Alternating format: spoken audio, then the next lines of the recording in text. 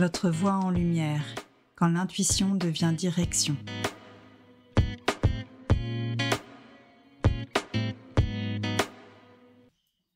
Bienvenue dans ce nouvel épisode de Votre voix en lumière, quand l'intuition devient direction. Je suis ravie d'accueillir Léa Dole, sophrologue, praticienne en hypnose et coach Ikigai spécialisée dans l'accompagnement des femmes. Bonjour Léa. Bonjour Delphine. J'ai rencontré Léa il y a quelques années lors d'un salon bien-être, il me semble. Dans notre région, on est voisines de village. Et j'avais été emportée par ta douceur, ce côté enveloppant. Vous allez découvrir la voix de Léa. Elle est sophrologue et on sait pourquoi.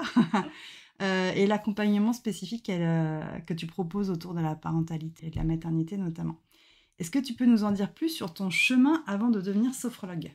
Oui, avant de devenir sophrologue, j'étais donc dans le retail, donc dans le monde du prêt-à-porter haut de gamme. Donc je travaillais sur Paris. Mon but, c'était d'évoluer dans ce monde-là jusqu'au jour où j'ai eu la bonne idée de faire des enfants. Et où tout ce qui commençait à perdre du sens, ça en a perdu complètement. Donc du coup, voilà, ça a été le cheminement où finalement, je me retrouvais plus dans ce que je faisais. Les éventualités d'évolution de carrière dans ce domaine-là, ça faisait vraiment plus sens. Je m'ennuyais dans mon travail et la maternité, ça a été une forme de révélation. Ça a mis en lumière beaucoup de capacités que je ne pensais pas avoir et surtout, ça m'a fait me poser les questions de ce que je voulais plus et de ce que je voulais par la suite. Et tu as travaillé dans le retail pendant combien d'années ? Une petite dizaine d'années, je pense. Ouais, une dizaine d'années, quoi. Et comment ça s'est passé, la transition entre les deux ? Ça a mis quand même du temps. Parce que du coup, j'ai eu un premier enfant et là, pas mal de questions déjà venaient avec des possibilités de changer de poste ou de plus forcément travailler sur Paris. Finalement, ça s'est pas fait, donc je suis restée là où j'étais et j'ai eu un deuxième enfant assez rapidement. Et là, finalement, tout ce qui était relativement insupportable est devenu complètement insupportable. Rien que l'idée de mettre un pied dans un train, ça me stressait. Donc ça a été la deuxième grossesse et la maternité, et après, tu as arrêté complètement. Oui. Et la transition vers la sophrologie, ça s'est passé comment ? Ça a été un petit peu long aussi. Ouais. Donc j'ai réussi à mettre en lumière tout ce que je voulais plus, tout ce qui était plus OK pour moi, et après, il fallait trouver par contre ce que je voulais. Donc ça a été un tâtonnement où je me suis posé la question de devenir potentiellement doula. Et finalement, il y a des choses qui freinaient intérieurement, les feux passaient pas au vert. Et puis quelqu'un m'a parlé de la sophro, comme quoi elle se formait dans telle école, que c'était vraiment cool. Donc je me suis renseignée et là, pour le coup, tous les feux passaient au vert. Donc après, je me suis lancée. Et c'était il y a combien de temps, ça ? C'était en quelle année ? Je me suis formée, un peu nulle en date, mais voilà, 2021-2022, c'était lancé. Ok, ouais, donc post-Covid aussi. Hein. Oui. Ouais. Et qu'est-ce qui fait, donc tu dis que tu as rencontré quelqu'un, tu t'es formée à la sophrologie, mais qu'est-ce qui t'a appelé en particulier dans la sophrologie ? Il y avait une forme d'accompagnement global où on prenait en compte le corps, le mental, tout ça, c'était ensemble. Le fait qu'il y avait quand même des études scientifiques aussi qui validaient finalement la méthode et cette forme de thérapie. Le fait que ce soit un accompagnement finalement assez global, avec un début, une fin, des choses concrètes, des choses réutilisables, que ça soit vraiment intégrable aussi dans le quotidien, que la personne puisse s'autonomiser aussi derrière. C'est quelque chose qui a fait tilt, où je trouvais ça hyper intéressant. Le fait que ce soit non tactile, je suis pas très à l'aise à toucher les gens, donc je voulais pas forcément quelque chose non plus qui intégrait du massage ou autre. Donc, tout s'est éclairé en fait, tout a été... tout était un feu vert à chaque fois finalement quand j'approfondissais un peu mes recherches sur la question. Tout était ok, quoi. C'était limpide, fluide. Oui, pour toi, tu t'es senti que c'était... ça t'appelait, c'était naturel, ça cochait toutes les cases en fait. Ouais, c'est un peu ça, ouais. Et qu'est-ce qui a fait que tu as choisi cet accompagnement spécifique autour de la périnatalité, de la maternité ? Déjà, suite à mes enfants, c'est un domaine dans lequel je me suis vachement plongée. Je voulais des accouchements physiologiques, sans péridurale. Donc déjà là, on t'amène pas les informations sur un plateau. Non, c'est sûr, faut aller chercher, ouais. Voilà, donc en fait, j'avais fait beaucoup de recherches par moi-même, sans forcément que ce soit une contrainte, mais pareil, ça venait assez naturellement finalement. J'avais des choses qui m'arrivaient et quand je posais des questions ou que j'allais farfouiller sur les réseaux sociaux, finalement, j'ai réussi à à apprendre et à engrainer pas mal de connaissances dans ce domaine-là. Et puis, c'était vraiment un truc qui me nourrissait, quoi. Ça me passionnait. Donc, ça a été un peu de soi, en fait, parce que je me suis dit, j'ai mis tellement de temps à trouver toutes ces informations, à pouvoir engranger comme ça et capter de l'information autour de ce domaine-là. Donc, pourquoi pas aussi le transmettre par la suite. Donc, cette notion de transmission, elle était importante pour moi. Et finalement, ce domaine-là, c'était le domaine de prédilection où j'avais plein de choses à dire, quoi. Est-ce que tu accompagnes notamment les femmes pendant la grossesse ou c'est plutôt en périnatalité après? Ou les deux? Idéalement, les deux. Les deux, ouais. Après, ma petite spécificité, c'est que contrairement à ce qu'on voit beaucoup de l'accompagnement préparation à la naissance, entre guillemets, moi, ce qui m'intéresse, c'est plutôt la femme, comment elle se sent et comment je peux l'accompagner, elle, dans cette période. Bien sûr, on intègre le lien avec le bébé, que ce soit en prénatal ou en postnatal. Mais moi, ce qui va m'intéresser, c'est ce qui se passe dans son corps à elle et dans sa tête à elle. Donc vraiment, c'est axé sur la personne. Et on peut faire de la préparation, entre guillemets, classique comme on peut l'entendre à la naissance avec de la visualisation vraiment axée sur ce jour-là. Et puis on sait bien que l'état émotionnel et d'anxiété de la maman a un impact fort aussi sur le bébé in utero. Donc c'est vraiment important. C'est vrai qu'on a tendance... Moi j'avais fait de la sophrologie pendant la préparation de ma première grossesse pour l'accouchement. Et on était concentrés sur comment gérer la douleur. Bon, ça m'a pas servi à grand-chose le jour de l'accouchement, j'avoue. Mais c'est vrai que cet état émotionnel, de stress et tout, c'est vraiment important. Autant ça peut jouer aussi sur le fœtus in utero, autant ça joue aussi sur la création du lien ensuite mère-enfant. Parce que finalement, on peut se sentir très bien enceinte, même si y a du stress ou de l'anxiété qui arrive pour la femme. Mais ça peut aussi avoir un impact finalement sur le après, la naissance. Une fois que cette diffusion, elle se fait du fait de la naissance, en fait, sur comment on gère un bébé, est-ce que toutes les questions qui peuvent arriver, si on va bien faire, si on fait assez bien, etc. Donc, tout ça, finalement, quand on le travaille un peu en avant, qu'on renforce les capacités de la personne d'elle-même, au-delà de cette position de mère en gestation ou en postpartum, déjà, c'est renforcé, donc ça vient favoriser une confiance en soi pour le après aussi. Tu t'es formée à l'hypnose aussi pour compléter ton offre. Qu'est-ce que l'hypnose, elle t'apporte de plus dans tes accompagnements? Comment tu l'intègres? Comment ça se passe? Oui, je me suis formée à l'hypnose parce que je voyais qu'il y avait des problématiques en sophro, c'était moyennement accessible ou que ça allait prendre beaucoup, beaucoup de temps.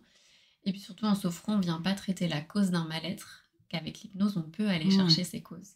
Donc voilà, donc c'était vraiment dans cette idée de complémentarité. Et pour moi, les deux vont vraiment ensemble. Quelqu'un qui est déconnecté de son corps, avant de faire de l'hypnose, on va passer par des exercices de relaxation dynamique, donc là qui sont de la sophrologie. Et puis après, on peut aller décortiquer et travailler un peu plus en profondeur.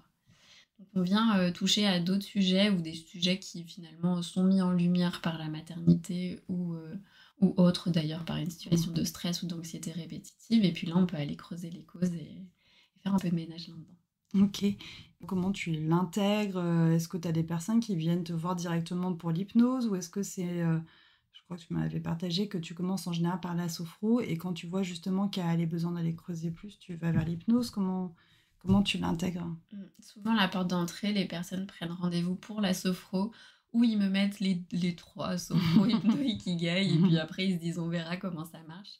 Mais souvent, la porte d'entrée, c'est quand même un peu la sophro pour le scan corporel, pour déjà appréhender cette notion de relâchement physique, mental, et puis pouvoir partir comme ça dans des états modifiés de conscience. Donc on passe un peu par là, et puis même des personnes qui viennent de base que pour la sophro, si je vois qu'il y a des problématiques, on peut aller travailler en hypnose, je leur propose. Si elles sont ok, c'est cool. Si elles le sont pas, c'est pas grave, on fait autrement. Mais ça s'intègre, ça s'imbrique plutôt bien ensemble. Et donc, tu fais du coaching Ikigai aussi. Est-ce que tu peux nous en dire un petit peu plus? Moi, je connais l'Ikigai, mais pour nos auditeurs, auditrices qui ne connaissent pas. Ça, c'est vraiment un super outil de connaissance de soi. Pareil, pour mettre en lumière plein de compétences, de capacités qui sont parfois un peu camouflées sous tout le quotidien, tout le stress, toute l'anxiété ou la perte de sens. On vient mettre en lumière pas mal de choses qui sont déjà existantes en fait, qui juste ont été oubliées ou reléguées au fin fond d'un tiroir. Bah là, on vient ressortir tout ça pour réapprendre à se connaître, à se retrouver et puis prendre confiance aussi en toutes ses capacités. Donc c'est un accompagnement en 5 ou 6 séances, souvent c'est 5. Donc il y a ces cercles de l'ikigai qu'on voit souvent imbriqués. Donc on travaille ces 4 juste cercles. là. Ouais. Donc il y a ce que j'aime, ce pourquoi je suis douée, ce dont le monde a besoin et ce pourquoi je peux être rémunérée au sens très large de ce terme. Donc on vient explorer ces cercles et puis la dernière séance, c'est pour mettre en lumière cette ikigai, cette boussole qui vient représenter chaque individu de manière unique. Et puis comment l'utiliser aussi, cette boussole de l'ikigai par la suite. Et ça, justement, dans tes accompagnements, j'imagine que tu peux le proposer aussi à des personnes qui viennent sur d'autres problématiques et que tu rends compte que, justement, on peut avoir une perte de sens ou des personnes qui sont vraiment larguées. Oui, ça aussi, c'est complémentaire. Alors, souvent, je ne mêle pas les deux, comme par exemple les 3, comme la sophro et l'hypnose, où là, vraiment, on peut imbriquer les deux ensemble. Là, l'ikigai, c'est vraiment un temps à soi pour aller du point A au point Z, faire vraiment le tour de la question. Et puis, s'il y a besoin, pour le coup, on peut aller recreuser par la suite sur des thématiques en sophro, en hypnose. Mais voilà, on essaye de dérouler tout l'accompagnement ikigai en lui-même, où on fait une pause sur la sophro et l'hypnose, on fait l'accompagnement ikigai, et puis après, on peut aller retravailler sur des choses un peu plus profondes. Et s'il y avait quelque chose que tu devais changer dans ton parcours, ce serait quoi? Si je dis bien s'il y avait quelque chose. Je sais pas si je changerais quelque chose, peut-être, mine de rien, pendant tout ce parcours, j'ai aussi continué à travailler sur moi, donc il y a des choses qui se sont débloquées aussi, donc peut-être le faire un peu plus tôt pour que ces choses se débloquent plus tôt, mais après, est-ce que finalement, c'était pas le bon timing comme ça aussi je sais pas trop. Oui, parce que quand on est dans l'accompagnement, de toute façon, comme je le dis souvent dans les podcasts, mais nos clients nous amènent aussi des pistes de travail sur nous, quoi, de réflexion. Et aujourd'hui, comment t'envisages le futur? Est-ce que tu as des projets de formation? Est-ce que tu as envie de développer tes offres? Je sais que tu fais de la sophrologie en individuel et tu as des petits groupes en collectif aussi, en présentiel, en visio. La sophro en individuel ou l'hypnose ou l'ikigai d'ailleurs, c'est en présentiel ou en visio. Par contre, pour le groupe, pour l'instant, c'est que en présentiel, donc c'est des petits groupes qui viennent à mon cabinet. Et c'est un vendredi sur 2. Enfin, souvent, il y a 2 vendredis par mois. D'accord. Donc là, j'aimerais approfondir un peu plus l'hypnose. J'ai une idée aussi d'accompagnement spécifique pendant la grossesse. Donc voilà, avec plusieurs séances, avec des thématiques bien ciblées. Donc à voir si je lance ça en individuel, en groupe. Voilà, ça a émergé. Donc il faut que je prenne le temps de développer et de mettre en place par la suite. D'aller développer plutôt le côté hypnose, alors. Ouais, aussi. Ouais. J'ai envie d'aller un peu plus loin et de travailler sur des choses plus spécifiques aussi de la femme enceinte ou du postpartum, justement. Dans tes clientes, est-ce que justement tu as une majorité de femmes qui sont autour de tout ce qui est périnatalité ou pas forcément? Il y a toujours une petite pointe en fond. Elles viennent pas forcément pour ça. Mais finalement, ça fait aussi partie de leur vie, donc ça fait aussi partie de ce qu'il y a à rééquilibrer ou à réajuster. Après, oui, j'ai des femmes enceintes en accompagnement. La question du postpartum aussi, même si c'est pas pour ça qu'elles viennent en premier, finalement, ça a un impact sur toute leur situation globale, donc on en parle aussi. Puis la parole est assez libre, donc on vient déposer ce qui a besoin d'être déposé. Ah oui, ça c'est la magie aussi de la sophro.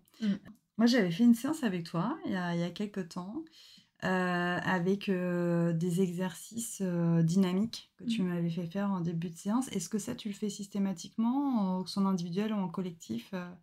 Alors même en visio, j'imagine que c'était rigolo de faire les exercices par écran interposé.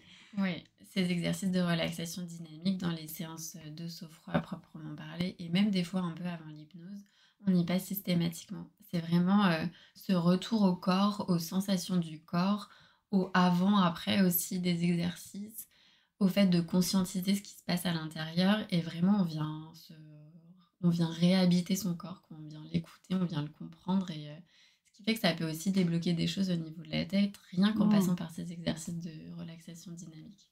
Pour moi, ils sont hyper importants, et souvent d'ailleurs les personnes qui viennent en sophro, elles savent pour la visualisation, le côté relaxation du corps, etc.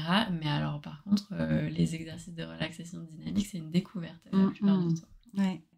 Ouais, j'avais fait ma rencontre avec la sophro, c'était en 2009-2010, et on avait beaucoup d'exercices comme ça de relaxation dynamique.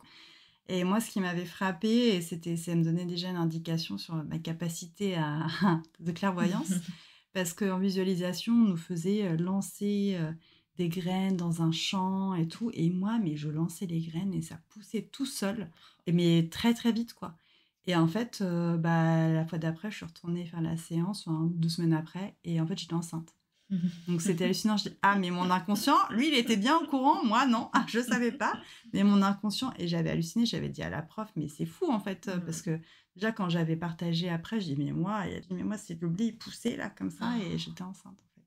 Ça devait être trop beau à voir. Ah ouais, c'était hallucinant. Et forcément, alors, c'était en 2010, donc à l'époque. J'étais un petit peu intuitive, mais pas autant que maintenant, mais ça m'avait frappée comme quoi, en effet, au niveau inconscient, il y a plein de choses qui sont là, et comment, avec la sophrologie, on peut accéder à ces informations, même si sur le coup, on les comprend pas forcément, mais ouais, ça m'avait épatée, quoi. Ça paraît presque magique. Mais oui, non, mais c'est ça. Et avec l'hypnose, en plus, tu viens chercher une dimension supplémentaire pour aller creuser un peu plus, et que la personne est aussi actrice, vraiment de son chemin. Mais d'ailleurs, dans chaque méthode, finalement, ce qui est aussi important pour moi, c'est que la personne, elle soit, comme tu le dis, actrice de ce qui se passe. Donc, encore plus en hypnose, parce qu'il y a de la suggestion, mais c'est quand même la personne qui fait ses choix et qui vient choisir ce dont elle a besoin au moment T. Donc, mais c'est vrai que c'est hyper chouette de voir tout ce qui peut se passer et d'avoir les retours après. Sur quelque chose qu'on suggère, finalement, la personne, elle peut partir vraiment dans des mondes hyper vastes, et les retours, des fois, sont incroyables. Ouais, ça, c'est quelque chose que j'adore aussi. Je sais jamais trop où je pars, mais en général, je pars. Quand je vais de l'hypnose ou des voyages chamaniques, je pars.